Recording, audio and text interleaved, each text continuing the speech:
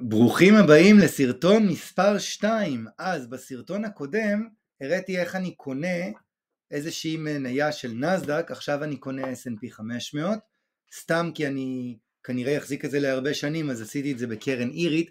הרבה אנשים אמרו לי, רגע, איך אתה שם מרקט על כל כך פער גדול, אתה לא מפחד? אז בואו תראו. פה רואים בכמה אנשים מוכנים לרכוש, ביד או ביקוש זה לרכוש, וכאן בכמה אנשים מוכנים למכור. עכשיו שימו לב, הפער, תראו כל שורה כאן, אולי אתם לא מבינים את זה, דרך אגב, שמתם לב כמה הסמן של העכבר שלי גדול? אז תראו, זה המחיר, אוקיי?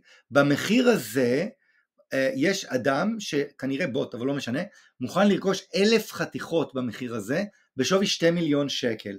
במחיר הזה, שהוא כמעט אותו דבר, מוכנים למכור רק 6,000 שקל. אז בואו נתעלם ממנו ונסתכל על ה-2 מיליון שקל, שזה כנראה אותו בוט, זה נקרא עושה שוק. מה ההבדל ביניהם? 7.29%, 7.41%. דרך אגב, אני חייב להגיד לכם שזה מרגש אותי מאוד לרכוש בכזה יום היסטורי שהשוק מתפרק מול העיניים. איזה כיף זה. אז תראו איזה יופי. ההבדל 7.41, 7.29, מה ההבדל כאן? ההבדל זה 0.1.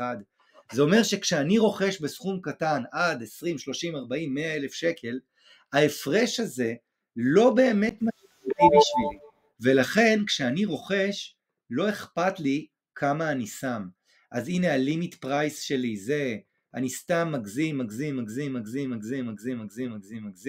אני רוצה לקנות ב10,000 שקל בערך, בום, קניתי, פפם, הנה הלימיט שלי, הנה 10,000 שקל, אל תשלחו לי SMSים, תודה רבה חברים. ומה קרה? פופ, זה קנה מיד, אוקיי? זה קנה מיד. בכמה זה קנה? ב-198, למרות שביקשתי ב-201. לכן לא אכפת לי לבקש בהרבה. אז זה סרטון מספר 2. איפה סוגרים?